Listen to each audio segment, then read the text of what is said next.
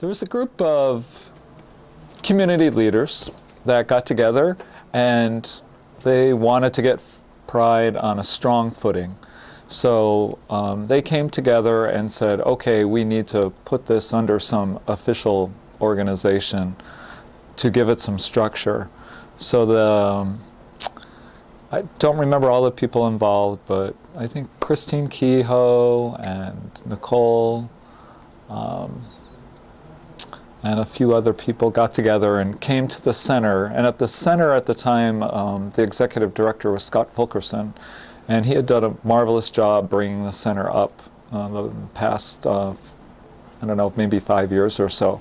And he came to the board, and at the time I was the treasurer of the board, and they said, well, you know, what do you think we can manage this? And I said, sure, as long as we have control over the money so that we can control the spending. And that was the big problem in the previous year and previous years, was just spending way too much money.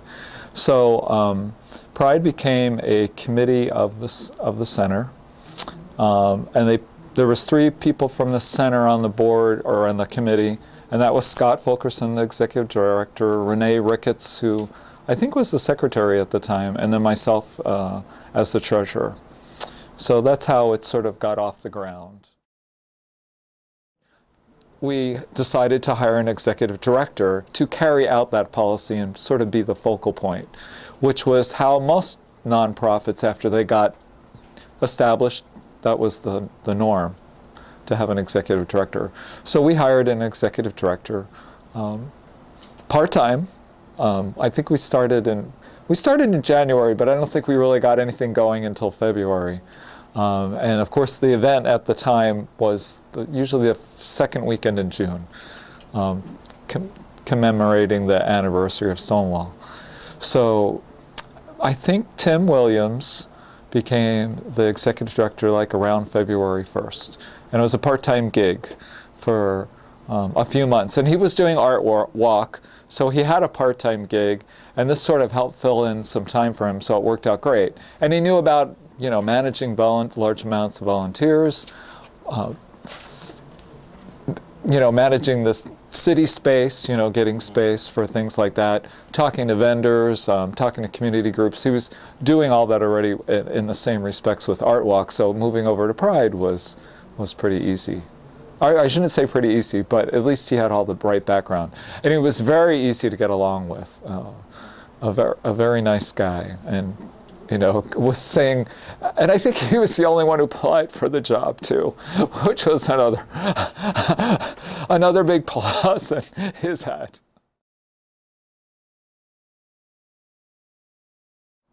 You know, there's a couple things. One was putting a budget together, you know, following a budget and saying, okay, this is how much money we're going to spend, and we're not going to spend any more than that. And if something comes up, we're just going to say no. And I think the committee set the budget, and then, you know, with the executive director probably worked on it a little bit. But I think in the beginning, I think we told him, okay, you have this much money to spend, and you know, we're going to watch the pennies really carefully. And at the time, we really had to, because the center was financing it at the time. So the center didn't have a lot of excess cash as it was. So there was no borrowing from anybody. We couldn't borrow money back then. No one would lend us money.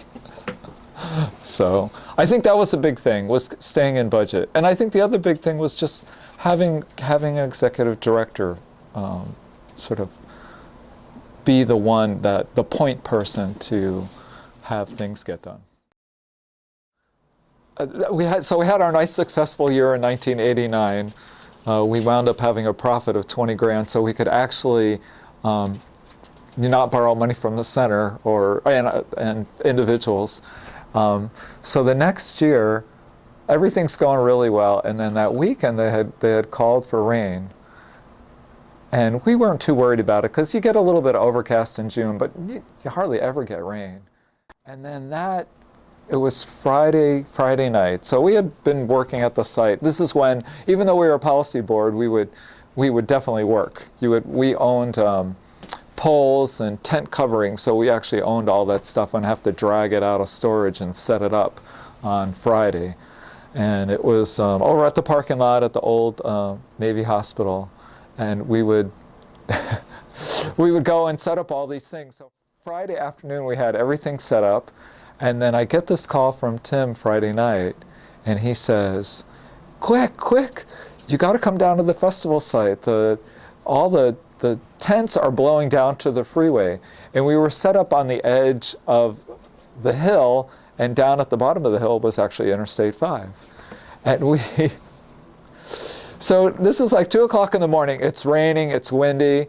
Tim and I and some other committee members were down there dragging up the tents that were blowing down to Interstate 5, dragging them back up to the hill. Even though we had these big concrete things holding the poles, they weren't enough to actually keep them in where they were supposed to be.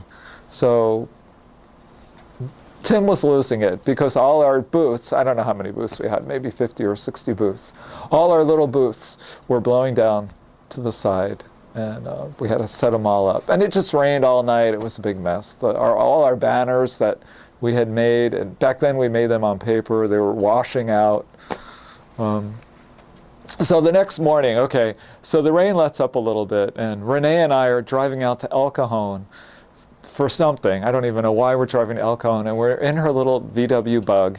And her VW Bug has holes in the floorboards, so it's raining, and the rain is coming back in the bottom of her car, and we're both like, oh my God, you know, Pride's going to be a washout. What are we going to do? The parade starts in half an hour. I don't know.